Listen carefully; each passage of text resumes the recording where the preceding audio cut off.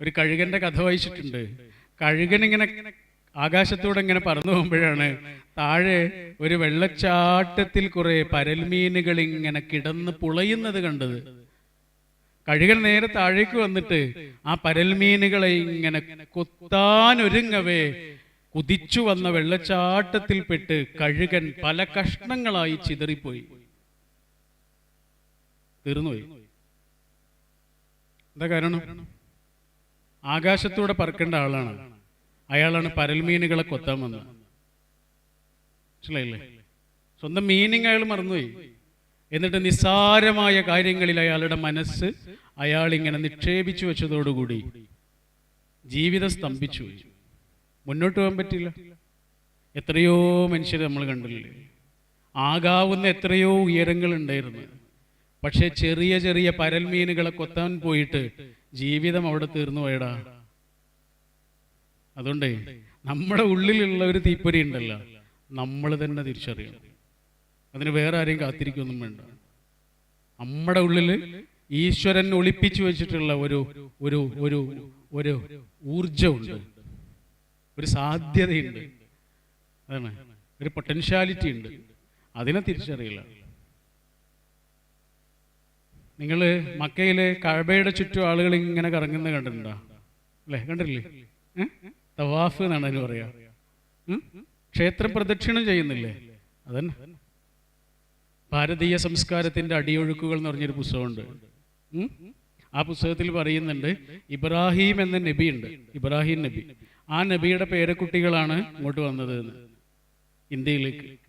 അവർ വന്നത് ഇറാനിൽ നിന്നാണ്. ഇറാനിൽ നിന്ന് വന്നതുകൊണ്ടാണ് അവർക്ക് ഇറാനികൾ എന്ന് പേര് കിട്ടി. അത് പിന്നെ ആര്യൻ എന്ന പേരായിട്ട് മാറി. അതാണ് ആര്യന്മാർ. ഇറാനികളാണ്, ഇറാനികൾ, ആര്യന്മാർ. ഇബ്രാഹിം നബിയുടെ പേരക്കുട്ടികളായതുകൊണ്ട് അവർക്ക് ആദ്യം പേര് ഇബ്രാഹിമ്യർ എന്നായിരുന്നു. ഈ നഷ്ടപ്പെട്ട് പിന്നെ ബ്രാഹ്മ്യരായി, പിന്നെ ബ്രാഹ്മണർ എന്ന് പേര് കിട്ടി. അവിടെ കഅബ തവാഫ് ചെയ്യുന്നത് പോലെയാണ് ഇവിടെ ക്ഷേത്രം പ്രദക്ഷിണം ചെയ്യുക. ഹജ്ജ് ചെയ്യുന്ന സമയത്ത് ഇങ്ങനെ ഒരു ഡ്രസ്സ് ഇടും, ഇഹ്റാം എന്നാ പറയാ. ആ ഡ്രസ്സ് ഇടുന്നത് പോലെയാണ് പൂണൂല് ധരിക്കുന്നത്. കണക്ഷനാണ്. എന്ത് രസമുള്ള കണക്ഷനല്ലേ. മതിലുകളൊക്കെ നമ്മൾ ഉണ്ടാക്കിയതടാ, പഠിച്ചുണ്ടാക്കിയല്ല കേട്ടോ. അതിർത്തികളൊക്കെ നമ്മൾ വരച്ചതാണ്, പഠിച്ചോൻ വരച്ചില്ല. ഇപ്പോൾ കഅബ ഇങ്ങനെ തവാഫ് ചെയ്യുന്നത് കാണാൻ, ക്ഷേത്രം പ്രദക്ഷിണം ചെയ്യുന്നത് കാണാൻ നല്ല ഭംഗിയാണ്, ആണല്ലോ. അതെന്തുകൊണ്ട് അത്രയും ഭംഗിയാവുന്നതെന്നറിയാം? കഅബ ഇങ്ങനെ തവാഫ് ചെയ്യുന്നത് കാണാൻ എന്ത് ഭംഗിയാണെന്നറിയാം? ആയിരക്കണക്കിന് മനുഷ്യരിങ്ങനെ അതിന് ചുറ്റും സദാസമയവും കറങ്ങിക്കൊണ്ടിരിക്കുന്നുണ്ട്. ആ കറക്കം അത്രയും ഭംഗിയാകാനുള്ള ഒറ്റ കാരണമേ ഉള്ളൂ, നടുവില് കഅബ ഉണ്ടായതുകൊണ്ടാണ്. ക്ഷേത്രം പ്രദക്ഷിണം ചെയ്യുമ്പോൾ അത്രയും ഭംഗി ഉണ്ടാവുന്നത് നടുവിൽ ക്ഷേത്രം ഉണ്ടായതുകൊണ്ടാണ്. അല്ലെങ്കിൽ ആ കറക്കം അത്ര ഭംഗി ഉണ്ടാവില്ല, അതെങ്ങോട്ടെങ്കിലുമൊക്കെ ഇങ്ങനെ ചിതറിപ്പോകും. അങ്ങനെ ഒരു ലക്ഷ്യം നടുവിൽ ഉണ്ടായതുകൊണ്ടാണ് ആ കറക്കത്തിന് അത്ര ഭംഗി ഉണ്ടാവുന്നത്. ഇതാണ് മീനിങ് ഓഫ് ലൈഫ് എന്ന് പറയുന്നത്. ഒരാൾക്കൊരു ലക്ഷ്യമില്ല എങ്കിൽ അയാൾ എങ്ങോട്ടൊക്കെയോ ചിതറിപ്പോകും. നേരത്തെ പറഞ്ഞതുപോലെ പരൽമീനുകളൊക്കെ കൊത്താൻ പോകും. ചെറിയ ചെറിയ കാര്യങ്ങളിലൊക്കെ മനസ്സ് കുടുങ്ങിപ്പോകും. അർത്ഥമില്ലാത്തൊരു ജീവിതം അയാൾ അങ്ങനെ ജീവിക്കും. അതുകൊണ്ട് അവനവൻ്റെ ഒരു അർത്ഥം എന്താണ്, കോളിംഗ് എന്താണ്, അതാണ് കുറച്ചുകൂടെ നല്ല വേർഡ്. അതാണ് നമ്മുടെ ഒരു കോളിംഗ് എന്താണ്. ഒരു നദി ഇങ്ങനെ ഒഴുകുമ്പോൾ നദിയെ ഒരാൾ വിളിച്ചതുകൊണ്ടാണ് പോകുന്നത്. ആരാണത്? കടലാണ്. കടൽ വിളിച്ചതുകൊണ്ടാണ് നദി ഇങ്ങനെ ഒഴുകുന്നത്, പൊയറ്റിക്കായിട്ട് പറഞ്ഞാൽ. കാരണം എല്ലാ നദികളും പോകുന്ന അങ്ങോട്ടാണ്. നേരത്തെ നമ്മൾ ഗംഗയെക്കുറിച്ച് പറഞ്ഞില്ലേ, ഗംഗയുടെ പേര് ഗംഗ എന്നാണ് എല്ലാ സ്ഥലത്തും. പക്ഷെ ഒരു സ്ഥലത്ത് മാത്രം അതിന് വേറെ പേരാണ്. ഗംഗയുടെ പ്രത്യേകത അതിങ്ങനെ പരന്നൊഴുകുന്ന നദിയാണ്. പക്ഷെ ഒരു സ്ഥലത്ത് മാത്രം അത് പരന്നൊഴുകൂല, അതിങ്ങനെ ചേർന്നൊഴുകും. അതെവിടെയാണെന്നറിയാം? ബംഗാളിൽ. അതുകൊണ്ട് ബംഗാളിൽ ഗംഗയുടെ പേര് ഗംഗ എന്നല്ല, ഹൂഗ്ലി എന്നാണ്. അവിടെ എത്തുമ്പോൾ ഗംഗ ഇങ്ങനെ ചേർന്നൊഴുകാനുള്ള കാരണം, പരന്നൊഴുകിയിരുന്ന ഗംഗ ഇങ്ങനെ ബംഗാളിൽ എത്തുമ്പോൾ ഇങ്ങനെ ചേർന്നൊഴുകാനുള്ള കാരണം അതിൻ്റെ ലക്ഷ്യം എത്താനായി എന്നുള്ളതുകൊണ്ടാണ്. ബംഗാൾ ഉൾക്കടൽ, മനസ്സിലായില്ലേ? കുറച്ചുകൂടെ ഇങ്ങനെ കൺവേർജ് ചെയ്യുമ്പോഴാണ്, പരന്നൊഴുകുമ്പോഴല്ല, പരന്ന് ഇങ്ങനെ പോകുമ്പോഴല്ല, കുറച്ചുകൂടെ ഒരു കാര്യത്തിൽ ഇങ്ങനെ കൺവേർജ് ചെയ്യുമ്പോഴാണ് നമ്മുടെ ലക്ഷ്യത്തിലേക്ക് എത്തുന്നത്. അല്ലെങ്കിൽ എത്തൂല, നമ്മൾ വേറെ എങ്ങോട്ടെങ്കിലും പോകും. ചെറിയ ചെറിയ കാര്യങ്ങളിലൊക്കെ മനസ്സ് കുറിയും. പോയിന്റ് മനസ്സിലായോ അല്ലേ? രണ്ടാമതായി അമ്മൂമ്മ പറഞ്ഞത് ഒരു വലിയ സാന്നിധ്യത്തെ കുറിച്ചാണ്. ഈശ്വരൻ. ലോകത്ത് എന്തുമില്ലാതെയും ജീവിക്കാം, പക്ഷെ അയാളോട് കണക്ഷൻ ഇല്ലാതെ ജീവിക്കാൻ കഴിയില്ല. എനിക്ക് പറ്റില്ല. അങ്ങനെ അല്ലാത്ത ആളുകളുണ്ടാവാം, അത് അവരുടെ വിശ്വാസവും ആദർശങ്ങളൊക്കെയാണ്, അതിനെ നമ്മൾ റെസ്പെക്റ്റ് ചെയ്യുന്നു. എനിക്ക് പറ്റില്ല, ഒരു നിമിഷം പോലും പറ്റില്ല. മദർ തെരേസ പറഞ്ഞതുപോലെ നമ്മളൊക്കെ മൂപ്പരുടെ കയ്യിലെ പെൻസിലാണടാ അല്ലേ? ഒരു പേപ്പറിൽ നമ്മളിങ്ങനെ കുറേ ആണി വിതറി വെച്ചിട്ട്, ആണി ഇങ്ങനെ വെച്ചിട്ട് താഴെ ഒരു കാന്തം ഇങ്ങനെ ചലിപ്പിച്ചാൽ എന്താ സംഭവിക്കുക? ആ കാന്തം പോകുന്ന വഴിയിലൂടെയൊക്കെ ആണിയും ഇങ്ങനെ പോകുന്നത് കണ്ടില്ലേ? അതാണ് ആ സാന്നിധ്യം.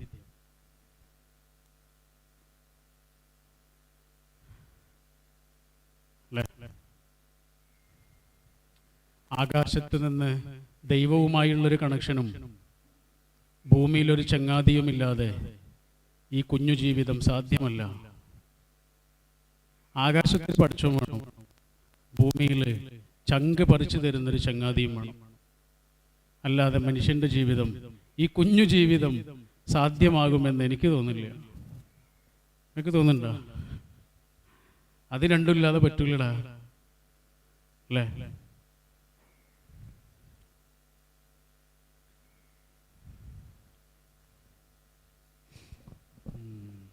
നമ്മുടെ കേരളത്തിലൊരു സന്യാസിയുണ്ട്. സന്യാസിയല്ല, ഒരു പൂജാരിയായിരുന്നു, ഒരു ക്ഷേത്രത്തിലെ പൂജാരിയായിരുന്നു. അദ്ദേഹത്തിന് ഈ ക്ഷേത്രത്തിലേക്ക് ഇടയ്ക്കിടയ്ക്ക് വരുന്ന ഒരു പെൺകുട്ടിയോട് വല്ലാത്തൊരു പ്രണയമായി. അവൾക്ക് തിരിച്ചുണ്ടായി.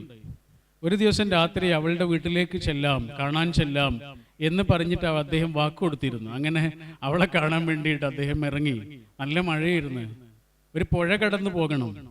പുഴയിലേക്ക് ഇങ്ങനെ കാല് വെച്ചപ്പോൾ തന്നെ നല്ല ഒഴുക്കാണ്. എങ്ങനെ അക്കരെ എത്തുമെന്ന് യാതൊരു പിടുത്തമില്ല.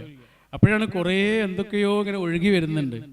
ആ ഒഴുകി വരുന്ന കൂട്ടത്തിൽ എന്തിനെയോ ഒന്നിനെ പിടിച്ചിട്ട് അദ്ദേഹം ഇങ്ങനെ തുഴഞ്ഞ് അക്കരെ എത്തി.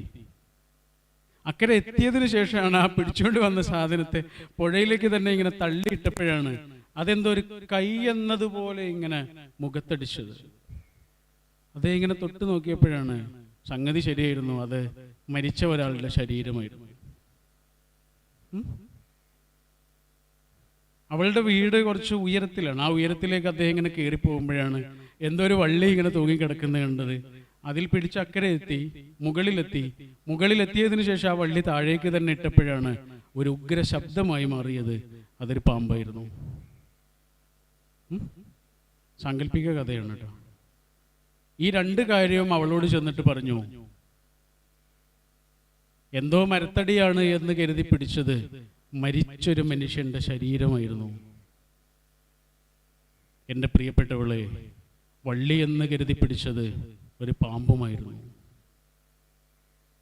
അപ്പൊ അവള് ചോദിച്ചു, എന്നിട്ട് നിങ്ങൾക്ക് പേടിയായില്ലേ? അയാൾ പറഞ്ഞില്ല, ഒട്ടും ഇല്ലടാ, ഒട്ടും പേടിയായില്ല. അതെന്തുകൊണ്ടാണെന്നറിയോ? എന്തുകൊണ്ടാ? എന്നോടുള്ള പ്രണയം കൊണ്ട്. എന്നോടുള്ള പ്രണയം കൊണ്ടാ. നിങ്ങൾ ഇത്രയും കാലം ആരാധിച്ചു കൊണ്ടിരുന്ന, പൂജിച്ചു കൊണ്ടിരുന്ന ഈശ്വരനോടാണ് നിങ്ങൾക്ക് ഇങ്ങനെ ഒരു പ്രണയമെങ്കിൽ നിങ്ങൾ ഈ ലോകത്ത് എത്ര പേടില്ലാത്തൊരു മനുഷ്യനായിട്ടുണ്ടാവും. ഒറ്റ പെൺകുട്ടിയുടെ ചോദ്യമാണ് ആ മനുഷ്യന്റെ ജീവിതം മാറി വില്ലുമംഗലം എന്നൊരു സന്യാസിയായിട്ട് മാറി എന്നാണ് കഥ.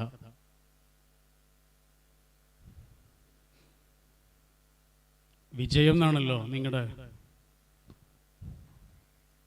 നമ്മുടെ ടോക്കിൻ്റെ ടോപ്പിക്ക്. ഒരു കുട്ടിയുടെ കഥ ഓർമ്മയുണ്ട്. അവനിങ്ങനെ ചെറിയ സ്കൂളാണ്, സ്കൂളിലെ സ്പോർട്സ് മത്സരമൊക്കെ നടക്കുകയാണ്. ഇവൻ എന്തൊക്കെയോ മത്സരങ്ങളിൽ പങ്കെടുക്കുന്നുണ്ട്. ഓട്ട മത്സരത്തിൽ ഇങ്ങനെ പങ്കെടുക്കാൻ നിൽക്കുമ്പോഴാണ് ഇവനിങ്ങനെ കൈകൾ ഉയർത്തിയിട്ട് കണ്ണ് ചെമ്മിയിട്ടൊക്കെ ഭയങ്കര പ്രാർത്ഥന ദൈവത്തോട്, ഭയങ്കര പ്രാർത്ഥന. അങ്ങനെ ഓട്ട മത്സരം തുടങ്ങി അവൻ തോറ്റുപോവുകയും ചെയ്തു. തോറ്റു എന്ന് മാത്രമല്ല, നന്നായി തോറ്റു. 3ാം സ്ഥാനവും 4ാം സ്ഥാനവും ഒക്കെയാണ് കിട്ടിയത്. ആകെ 5 ആളേ ഉള്ളൂ. അവനിങ്ങനെ നിൽക്കുന്ന സമയത്താണ് ടീച്ചർ ഓടി വന്നിട്ട് അവനെ ആശ്വസിപ്പിച്ചത്. സാരല്ല കേട്ടോ മോനെ, മോൻ അത്രയൊക്കെ പ്രാർത്ഥിച്ചിട്ടും തോറ്റുപോയല്ലേ, സാരല്ല, അടുത്ത മത്സരത്തിൽ ജയിക്കാം എന്നൊക്കെ ടീച്ചർ അവനെ ഇങ്ങനെ ആശ്വസിപ്പിച്ചു. അപ്പോൾ ടീച്ചർ നോക്കിയിട്ട് പറഞ്ഞാണ്, ടീച്ചറെ ഞാൻ ജയിക്കാൻ വേണ്ടിയിട്ടല്ല പ്രാർത്ഥിച്ചത്, പിന്നെയോ തോറ്റാലും കരയാതിരിക്കാൻ വേണ്ടിയിട്ടാണ് പ്രാർത്ഥിച്ചത്. ടീച്ചർ നോക്ക് ഞാൻ കരയുന്നുണ്ടോ, ടീച്ചർ നോക്ക് ഞാൻ കരയുന്നുണ്ടോ. ടീച്ചർ അവനെ ഇങ്ങനെ ചേർത്ത് പിടിച്ചിട്ട് പറഞ്ഞു, നീയാണ് ജയിച്ചത്. ജയിക്കുമ്പോൾ മാത്രമല്ല, തോൽക്കുമ്പോൾ കരയാതിരിക്കാൻ കൂടിയുള്ള ഒരു കരുത്തിലേക്കും ആർജവത്തിലേക്കുമുള്ള ഒരാളുടെ വളർച്ചയുടെ കൂടി പേരാണ് വിജയം. അതിന് അയാൾക്ക് നേരത്തെ പറഞ്ഞതുപോലെ ആകാശത്തൊരു പടച്ചോനും വേണം, ഭൂമിയിൽ നെഞ്ചോട് ചേർത്ത് പിടിക്കുന്ന ഒരു ചങ്ങാതിയും വേണം. തോറ്റാലും നമ്മെ കൈവിടാതിരിക്കുകയും നമ്മെ ഇങ്ങനെ അണച്ചു പിടിക്കുകയും ചെയ്യുന്ന ഒരാൾ വേണം, ഒരാളുടെ ചൂട് വേണം, അല്ലാതെ പറ്റില്ല.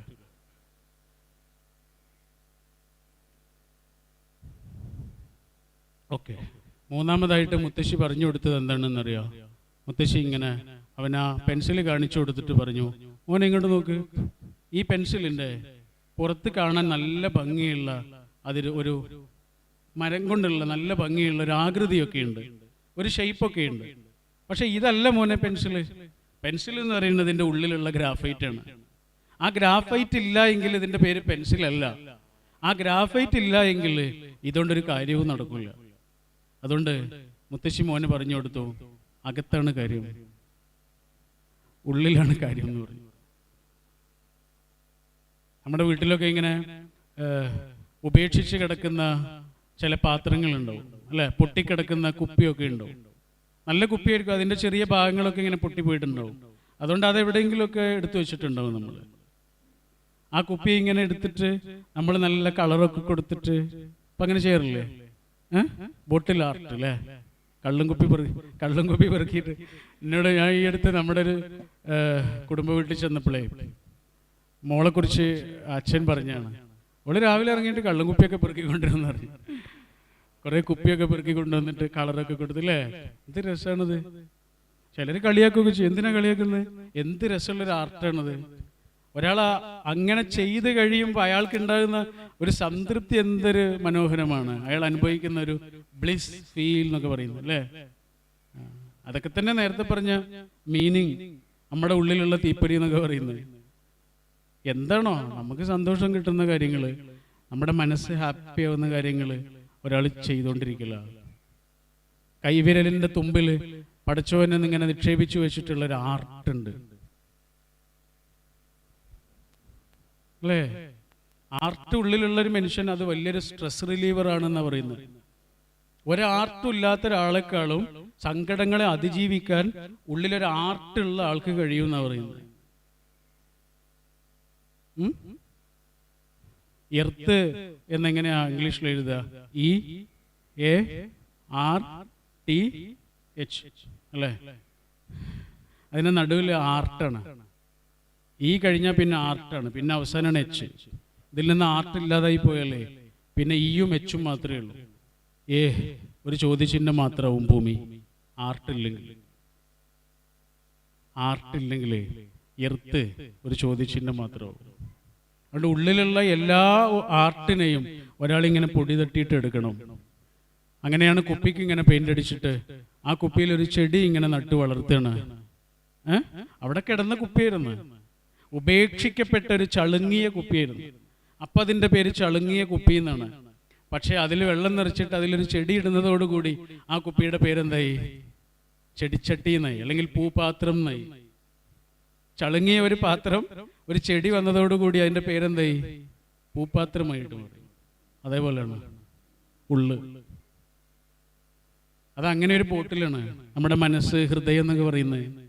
അതിൽ നമ്മൾ എന്താണോ നിറക്കുന്നത് അതിനനുസരിച്ച് അതിൻ്റെ പേര് മാറൂടാ. എന്താണോ കൊണ്ടുപോയി നിറക്കുന്നത് അതേപോലെ ഒരു ചൂളയിലേക്ക് എന്ത് കൊണ്ടുപോയി ഇട്ടാലും അതങ്ങനെ കത്തിപ്പടരും അല്ലേ. എന്താണ് ഇടുന്നത് എന്ന് നല്ലോണം ചിന്തിക്കണം. അതേപോലെയാണ് മനസ്സ്. നമ്മൾ എന്താണ് കൊണ്ടുപോയി ഇടുന്നത് എന്ന് എപ്പോഴും നമ്മളിങ്ങനെ ആലോചിച്ചുകൊണ്ടിരിക്കണം. ഉള്ളാണ് പ്രധാനം, പുറത്തേക്കാളും പ്രധാനം അതാ. പക്ഷെ നമ്മുടെ ഈ പുറമുണ്ടല്ലോ, അതിനെയും നമ്മൾ നല്ലോണം സ്നേഹിക്കണം. യാതൊരു സംശയവും അതിനില്ല. നമ്മൾ എങ്ങനെയാണോ അങ്ങനെ നമ്മൾ നമ്മളെ ആഘോഷിക്കണം. നമുക്ക് നമ്മുടെ പോരായ്മകൾ എന്ന് തോന്നുന്നതൊക്കെ ഉണ്ടാവുമല്ലോ, അതിനെയാണ് നമ്മൾ നല്ലോണം ആഘോഷിക്കേണ്ടത്.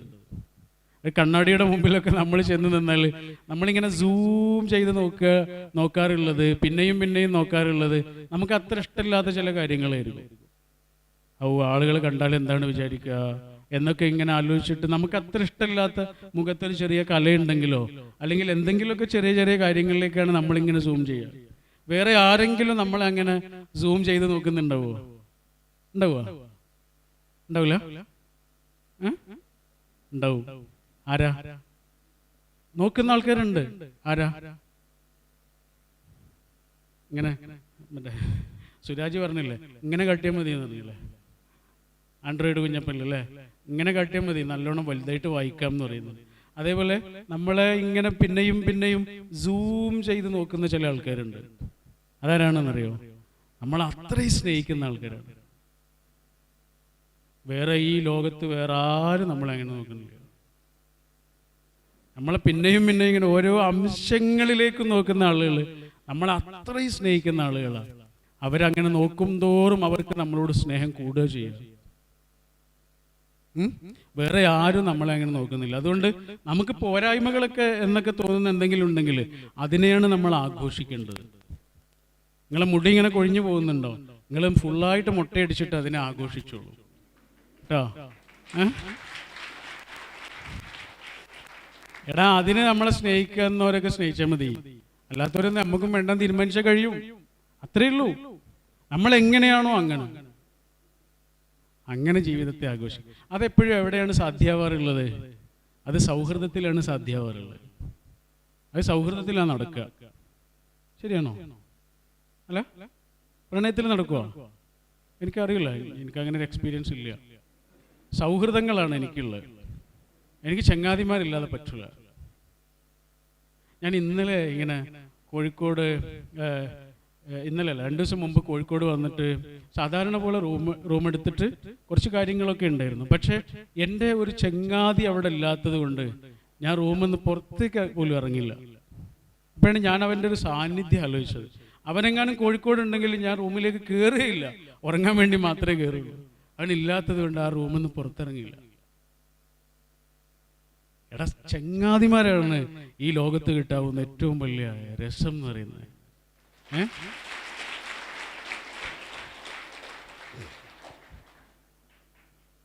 അതുകൊണ്ട് പ്രണയത്തെ നിസ്സാരമാക്കല്ല കേട്ടോ. പ്രണയമാണെങ്കിലും സൗഹൃദമാണെങ്കിലും നമ്മളെ ചലിപ്പിക്കുന്ന ആൾക്കാരാവണം, അത്രയേ ഉള്ളൂ. നമ്മളെ വ്യതിചലിപ്പിക്കുന്ന ആളാകാതിരുന്നാൽ മതി. രണ്ടും ചലനാണ്. ഒന്ന് ചലിപ്പിക്കുകയാണ്, ഒന്ന് വ്യതിചലിപ്പിക്കുകയാണ്. നിങ്ങൾ പ്രേമം എന്ന് പറഞ്ഞ സിനിമ ഉണ്ടല്ലേ? അതിൽ ജോർജിന്റെ ജീവിതത്തിൽ എത്ര പ്രേമങ്ങളാണ് മാറി മറിയുന്നത്? 1, 2, 3, 3 അല്ലേ? 4ാമത്തെ ആളെ കിട്ടാത്തതുകൊണ്ടായിരിക്കും 3 മാറി പറഞ്ഞിട്ടുണ്ട്. പക്ഷെ കല്യാണം കഴിച്ചതോ 4ാമത്തെ ഒരാളെയാണ്. അയാളെ മുമ്പ് പ്രേമിച്ചിട്ടില്ല. പ്രേമങ്ങളാണ് മാറി മറിഞ്ഞത്. പക്ഷെ നിങ്ങളൊരു കാര്യം ശ്രദ്ധിച്ചോ? ചങ്ങാതിമാർ എവിടെയും പോയിട്ടില്ല.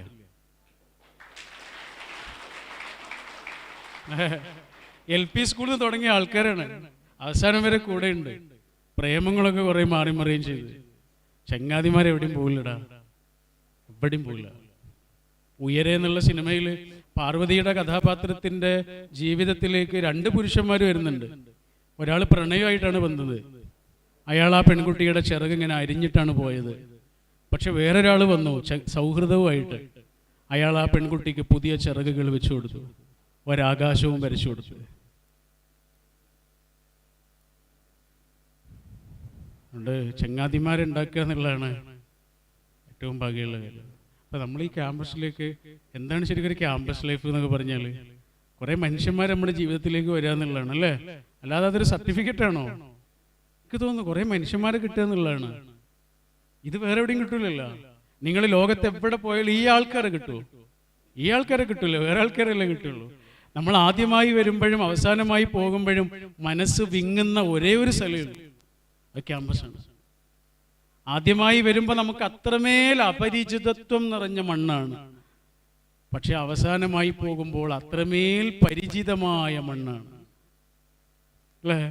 എല്ലാവരെയും അറിയാം, ഓരോ മണൽത്തരിയെയും അറിയാം, ക്യാൻറ്റീനിൽ എത്താത്തയെ അറിയാം, ഇക്കാക്കയെ അറിയാം, ചേട്ടനെ അറിയാം, ചേച്ചിയെ അറിയാം. ഉമൈബത്താത്തയെ ഞാൻ കണ്ടു ഇവിടെ വരുമ്പോൾ. എല്ലാവരും നമുക്കറിയാം. അവസാനമായിട്ട് പോകുമ്പോൾ അങ്ങനെ നമുക്ക് അത്രയും സങ്കടമായിരിക്കും. കാരണം എന്താണ്? നമുക്ക് അത്രമേൽ